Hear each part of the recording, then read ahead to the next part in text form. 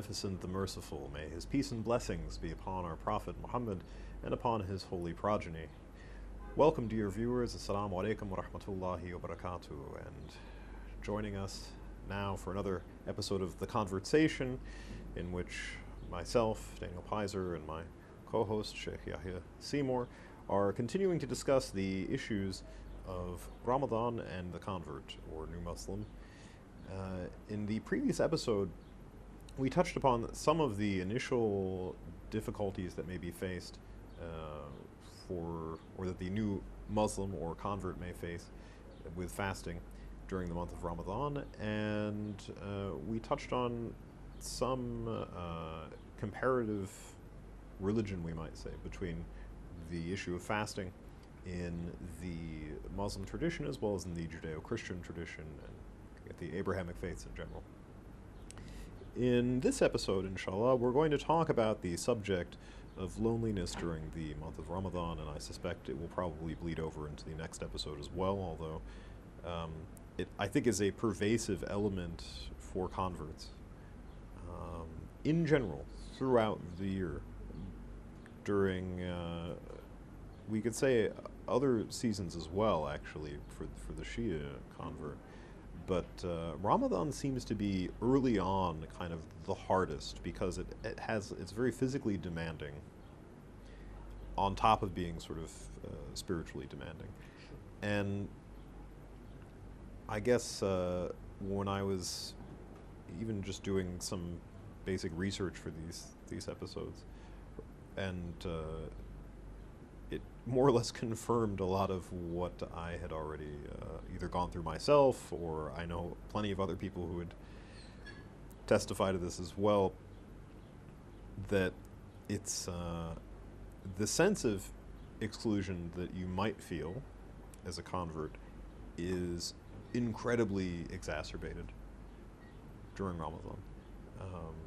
When you see it as a time where the community is really coming together and people are having iftar, they're going to each other's homes.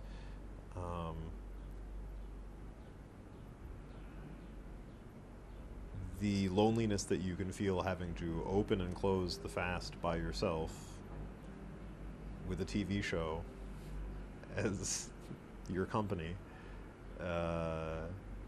And maybe you have some other relatives at home, but they're not Muslim, right? So they don't quite understand, or they've been eating all day, or whatever else.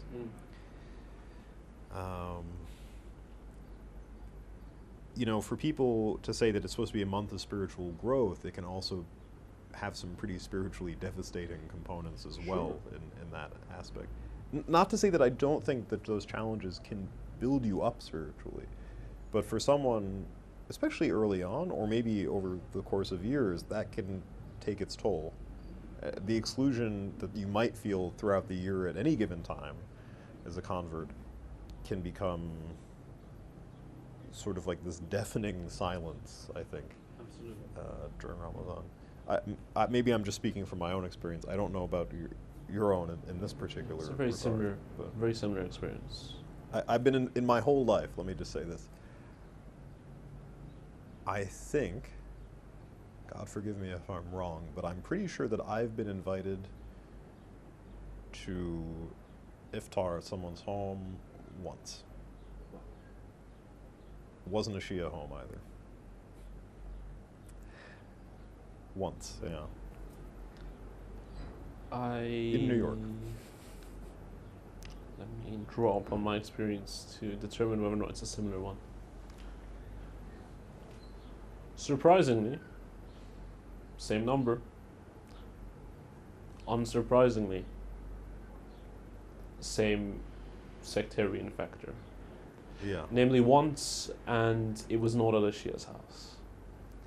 That, to me, was, I mean, just when I thought of that today, it would have been one thing if it was sort of my first year as a Muslim or something, you know. But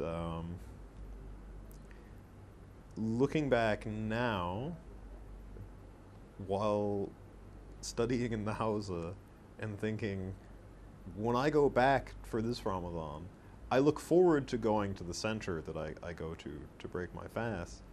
But on the other hand, I'm also not exactly getting invited to private gatherings or something like that. Sure. Even now. And that was really kind of a little heartbreaking and eye-opening when I was looking at some articles that were looking at feedback of converts or new Muslims about their time during Ramadan, that my experience with it has actually, on a practical community relations level, not changed that much. Sure. Since my first. And by the way, that the time I was invited to someone's house for that iftar was made markedly more awkward by the fact that as soon as the sun started to dip a little bit in the sky, it was a friend of a friend's home. The husband was just getting home. He gets out of the car and he's running up the steps. He's like, okay. He's like lighting a cigarette. He's like, let's eat. Let's go. And I'm looking at my watch and I'm looking up at the sky and I'm thinking it's still very much daylight right now. Sure. So I had to sort of stall Sure. and figure out how to.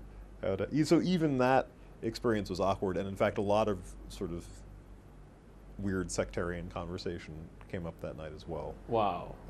Quite the night. It was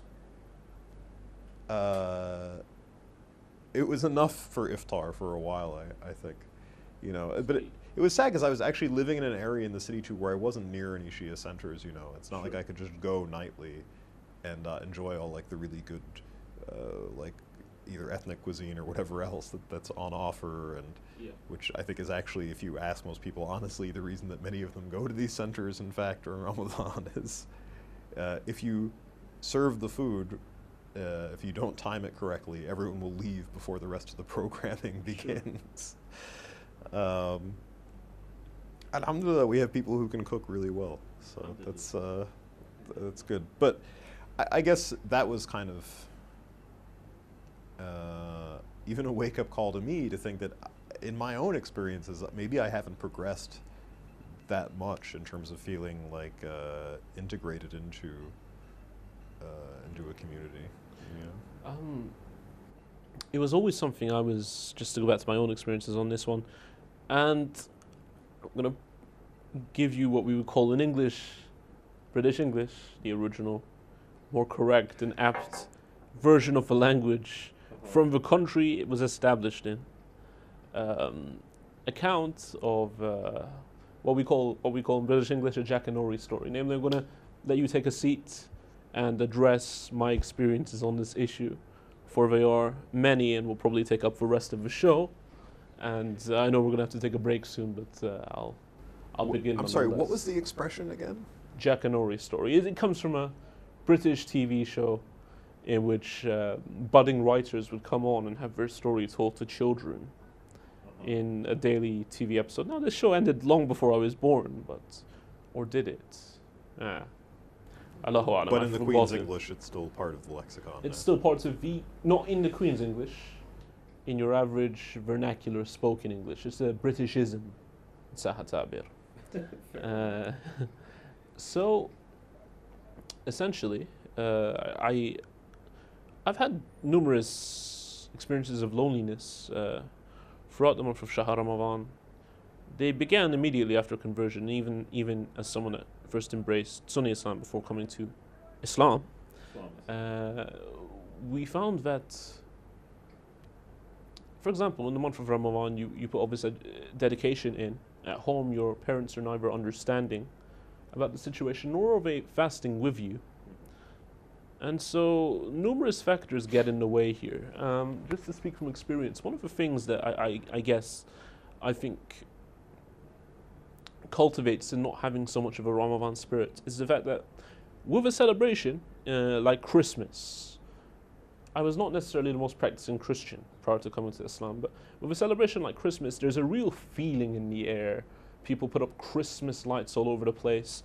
Wherever you walk in the city center, they're playing, these old 1920s jazz, Christmassy soundtracks from people like Frank Sinatra and Nat King Cole, who our audience should not know the identities of, because inshallah ta'ala they do not have any experience with the devil's music, to use a very Wahhabi expression.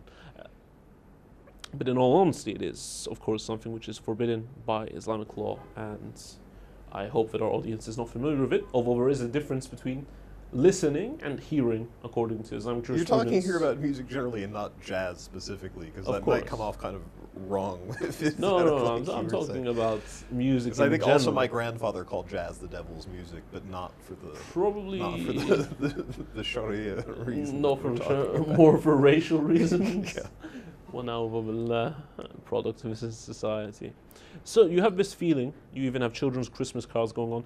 TV seems to gravitate towards this Christmassy feeling where you have all these cheesy, generic 1980s, 1990s movies being repeated. Home Alone, Macaulay Culkin before he ruined his life playing this small kid who's, of course, home alone, fending off against burglars at a Christmas period. Do they air Home Alone in the UK during Christmas? Yes, absolutely. They don't air that in the US. Home Alone 1 and 2. Beyond that, they never aired them. I don't think anyone's even seen number 3, 4, or 5, if they continue to make them after that.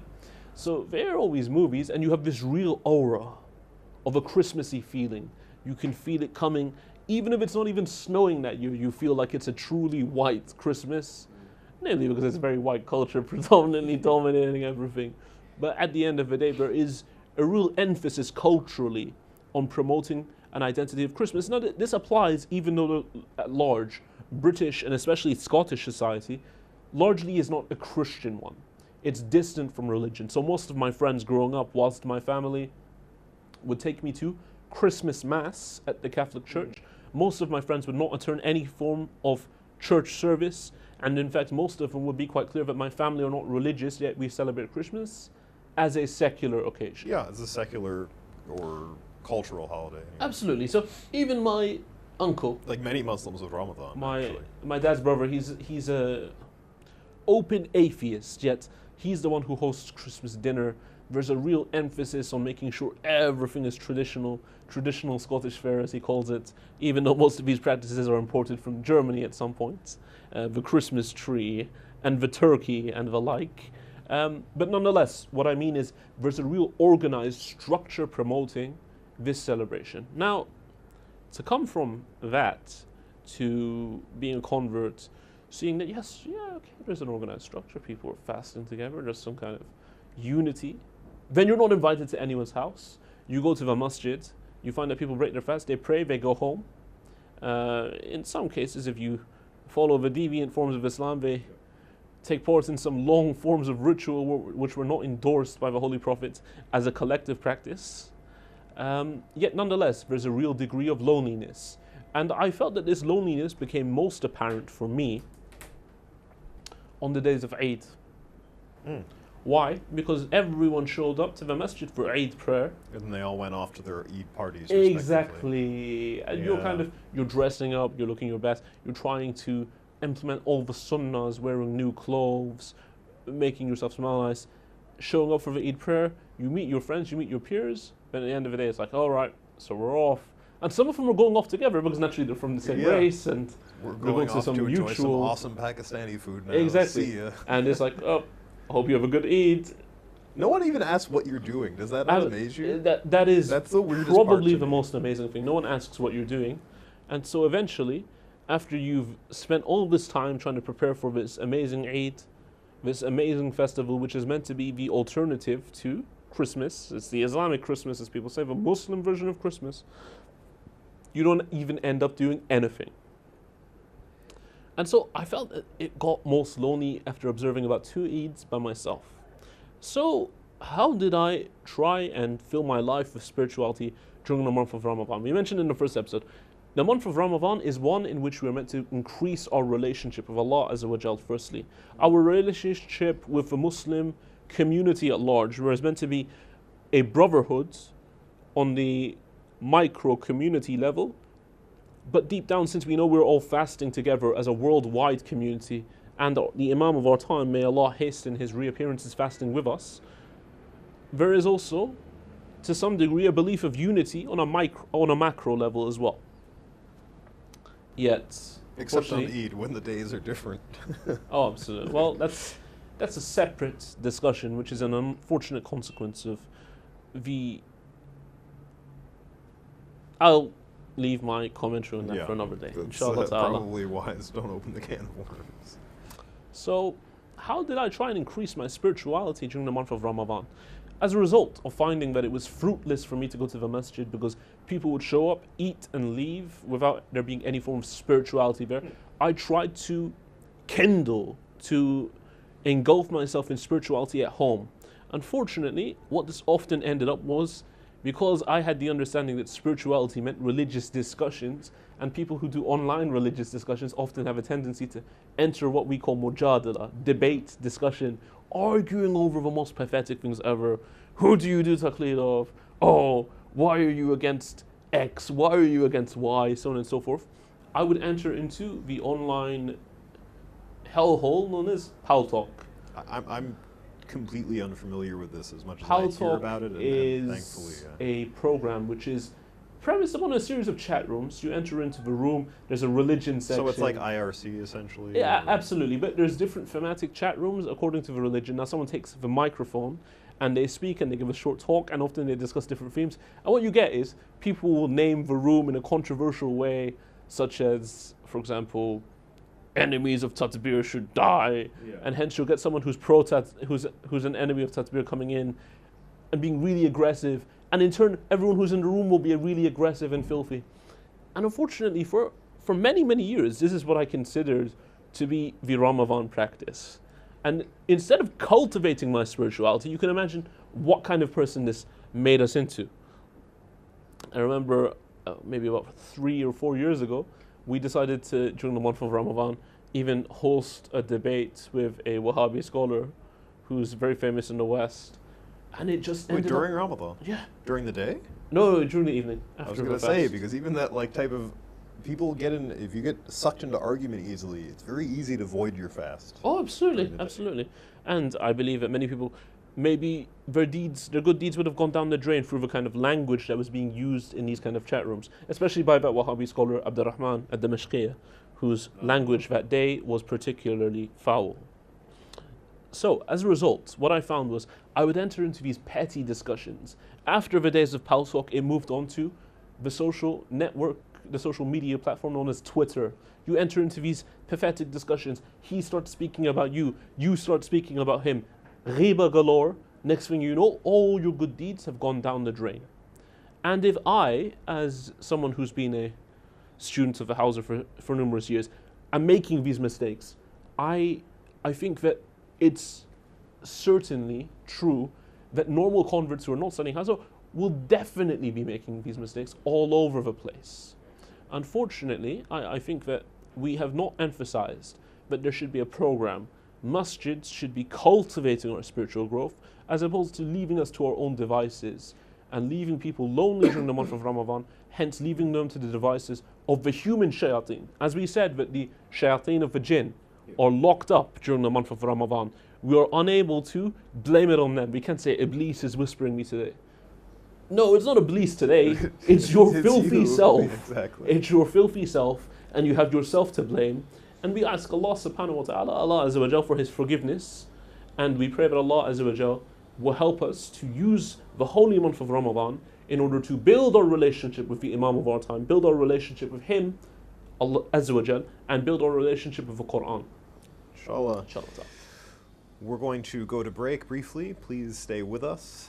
If you'd like to join the conversation and provide us with feedback or thoughts, concerns, questions, you can email us at the information posted on screen. Inshallah, you'll join us after the break.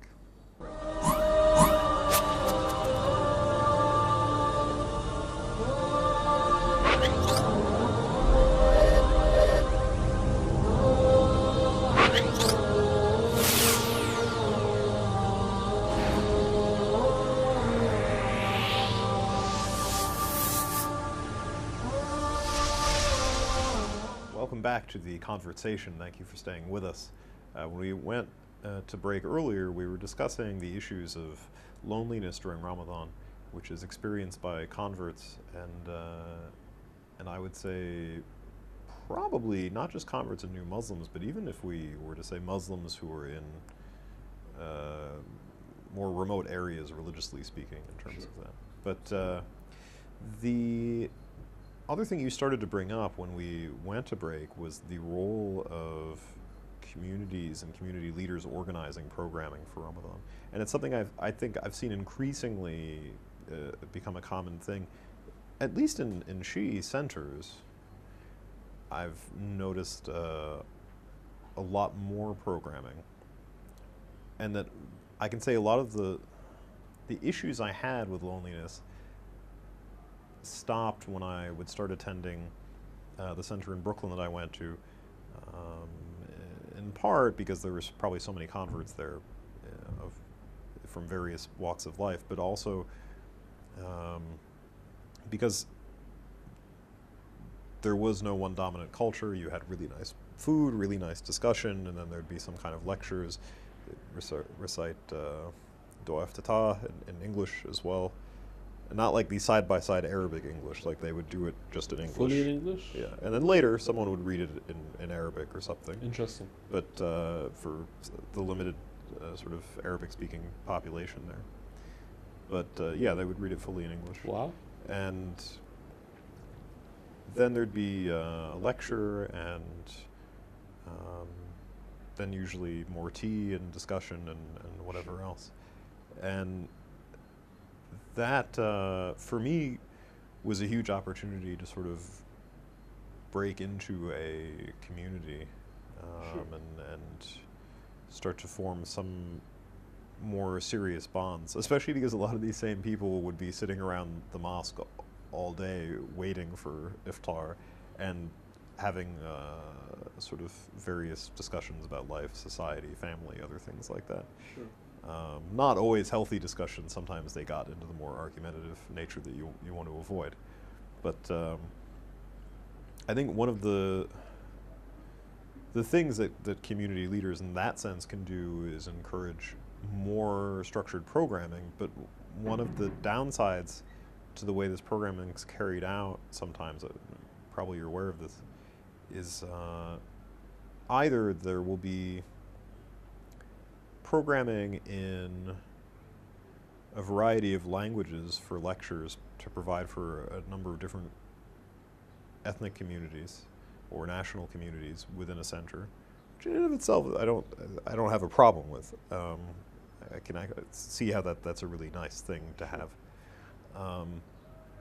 But for a convert coming in and not really knowing how to integrate, seeing it divide up that much more is confusing, and assuming that there is an English program, and in some cases there aren't, how to make them feel welcomed at that time. And that really is kind of the job of the Imam of that center. I think is part of it is to make sure that people who are new to that community are integrating well into the community. And even if you go and sit down, even if I go back to, for instance, California, or the community I was in there was extremely warm and welcoming. Yeah. But I definitely, I'm not going to get like invitations to come sit down somewhere for the most part. Some people will do this if they know my father-in-law, but Sure. It's very much an issue of finding your own spot at the spread Absolutely. to sit down at, and Yeah. everyone's already in cliques and having conversations, and Yeah. it sort of reminds me sometimes of the worst parts of high school. Sure. Because Well, my high school experience, there's like the is- uncool table where you My high school experience, which is probably one of the most saddening factors for me, is I was a relatively popular person at high school, as in I never found any difficulty socializing with people, because I'd like to think I'm a normal, sociable, likable kind of guy. But my experience with the Wrong. Muslim community makes me honestly doubt that's true. And I know exactly what you're talking about, where you show up for the iftar at the center and everyone's got their place at the spread, and you kind of got to muscle your way into a small spot. And which often is when hard you on do, the floor. or when you do find a place, that clique which is sitting next to you, another one of her mates wants to come join. It's like, oh well, this is awkward because now I'm sandwiched between him and his friend. And Right, and they're all talking with each other, and if you're lucky, it will be in English. no, And you can often understand it's not some in of it, English. but a lot of the time, and- yeah. It's, And in regards to what you were saying, there's a few issues we need to grab we need to grab the bull by the horns here. We're going to have to introduce a line of mugs or T-shirts with your picture that just say "Grab the bull by the horns" on it. Well, I hope that doesn't carry any negative or filthy connotations in America, because in the UK, I don't think so. It's a very Alhamdulillah. normal expression. Alhamdulillah. I would have imagined it would have come from the U.S., being the whole like cowboy culture there and whatever most likely. And that we have, what, like the cattle, Sure. what do you call it? The, not bullfighting. Rodeo. Yeah, rodeo. The that rodeo kind of culture. crap, whatever. So, there are a few issues here. In regards to what you mentioned about multilinguistic programs in a bigger center, we certainly have that. We have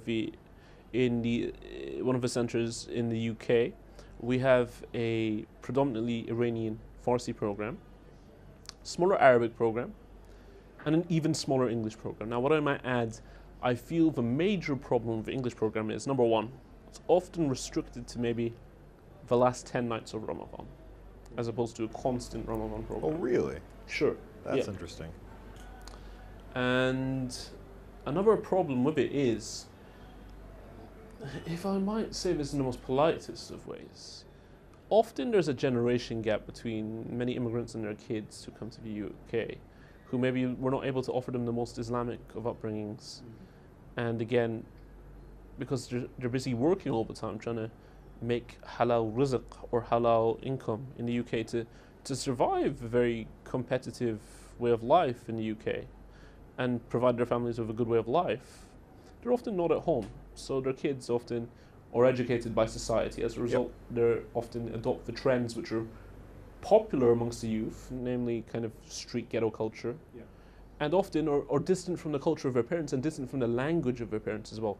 As a result, these people often feel, well, let me just send my kids upstairs because all they understand is English.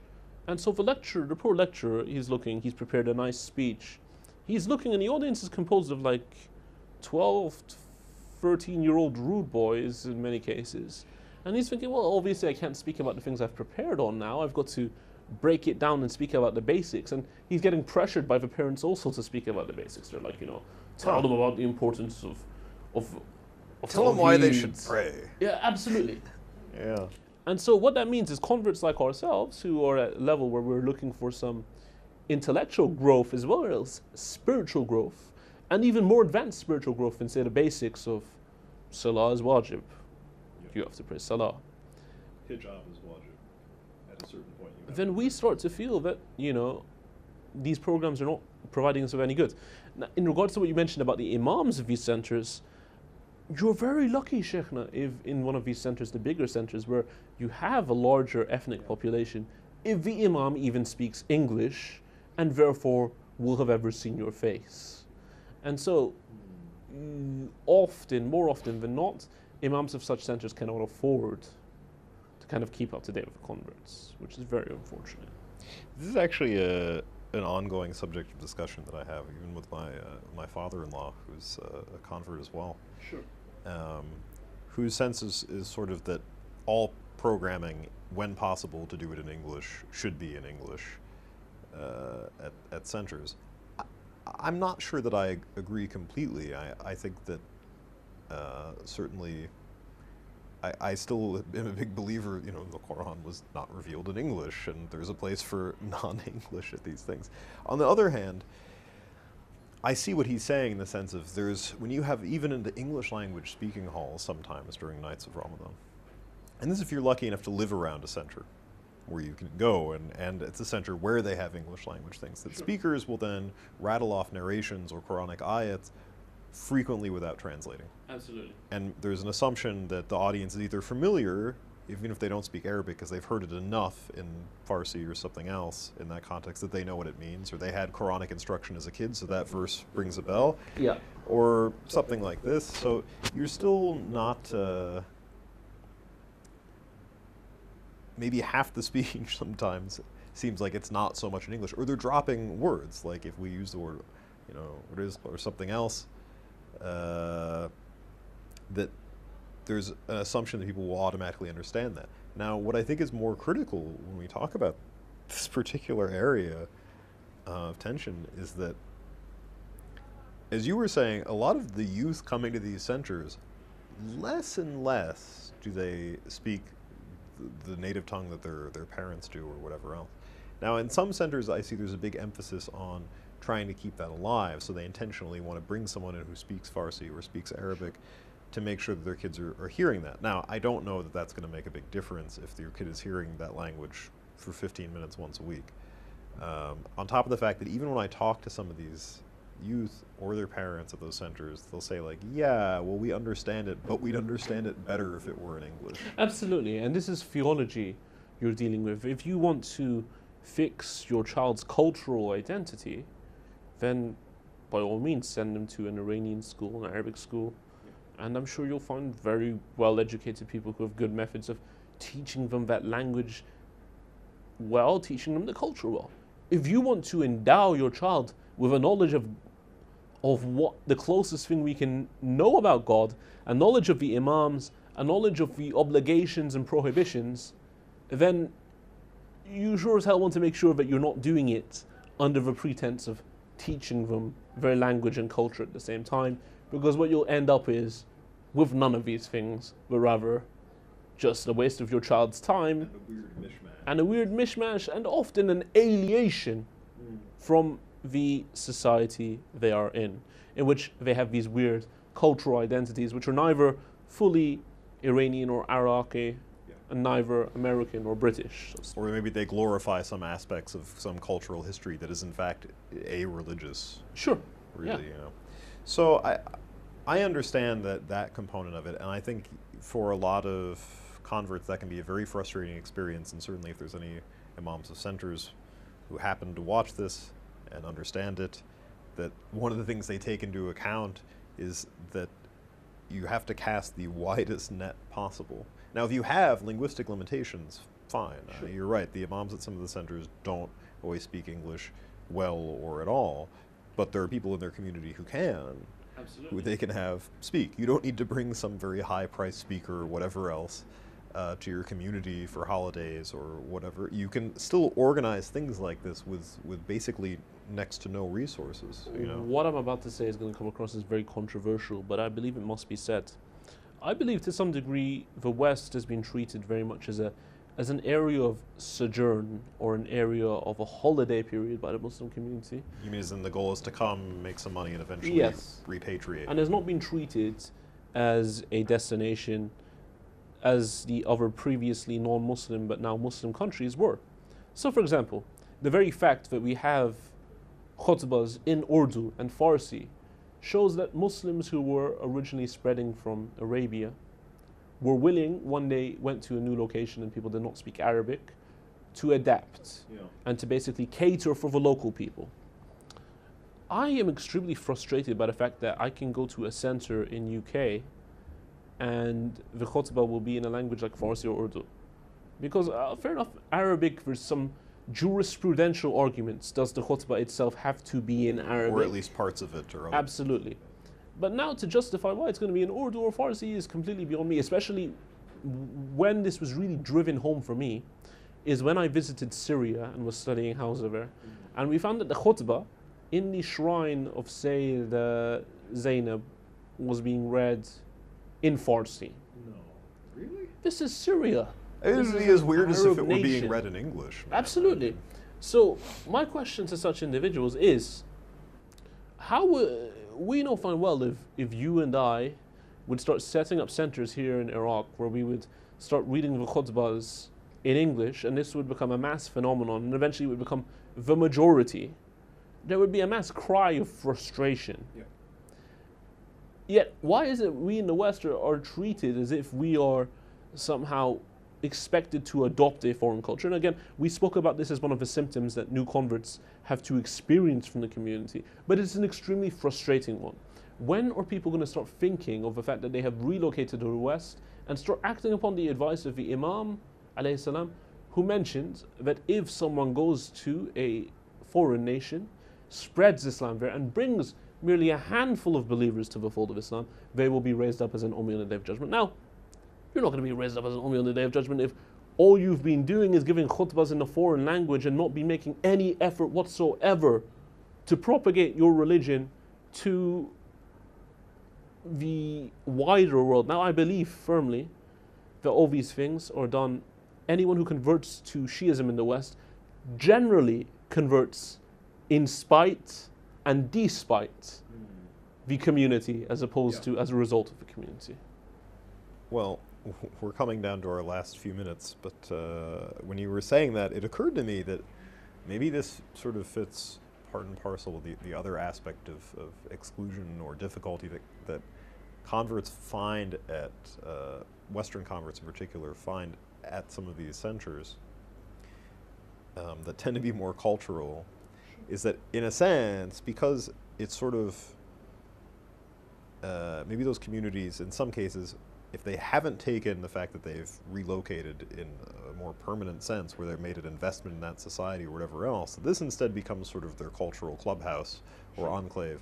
And by you showing up there as a convert, it's sort of like all of the things that they were trying to keep out by setting this up are suddenly now coming in through the front door. Yeah, unfortunately. I don't want to overly generalize, but certainly that I think that plays some component psychologically, even in the way that these centers are viewed. Now, the problem is when you're building an Islamic center for some purpose other than Islam, if you're building a Husseiniyah for some purpose other than the Imam, this kind of thing, or if you're building a masjid for something other than the sake of God, that you have a much bigger problem. Absolutely. With the foundation, not just of the building, but with the community itself. Please just name it a cultural center. Don't even and they have something. invoke they call it that, the name of the Ahlul Bayt alayhim as-salam, the name of Allah Azza wa Jal, the name of the Holy Prophet sallallahu alayhi wa alayhi. Please just refer to it as a cultural center. Open the doors for everyone of your culture to come in, be they Zoroastrians, Christians, Jews, and Baha'i. When it comes to the Shiite community, keep your cultural norms to yourselves and stop trying to make the religion merely just a side product of your culture, and recognize that this is in complete contrast to what the Ahlul Bayt and Allah Azza wa Jal have desired of us. Let me close by saying I actually like a lot of the cultural influence that is like the cultural flavor that's brought to some of the centers. And if you can achieve a balance with that, I think it's a really wonderful thing. The problem is when something begins to dominate so much that you find even the language and customs of the center are not only run according to a particular culture, but are run against Islamic custom in terms of male-female interaction or other things like that. In terms of the overall cultural sense of the center, I guess, for converts during Ramadan, and hopefully this will be something we get to in the next episode, the difficulty is not just in finding a center that you can speak, that speaks your language, okay? It would be in finding a center, period, sometimes. Sure. And so what we should definitely touch on, I think, in the next episode is this issue of sort of the lone Muslim during Ramadan. Which is most of my life I was just going to say most of my life when I was in Scotland. Even in New York, man, it can be really difficult. There are Muslims everywhere, but as a convert, you don't necessarily know the first step in relating to them, and then when you find out they don't actually care to relate to you that much sometimes. That's not what I've heard from Pamela Geller and Robert Spencer. I've heard that in New York they're taking over everywhere, man. You should be so lucky. Surprised they aren't in your living room, Daniel. If you listen to them, then we have a caliphate already in the White House, so it doesn't matter. That's all the time we have for this episode of The Convertsation. Please continue to join us as we discuss in the next episode more issues dealing with the convert experience during the holy month of Ramadan. If you'd like to join the conversation, you can email us at the information provided on screen. And inshallah, you will continue to join us for many episodes in the future. May God's peace and blessings be upon you all. Assalamu alaikum wa rahmatullahi wa barakatuh.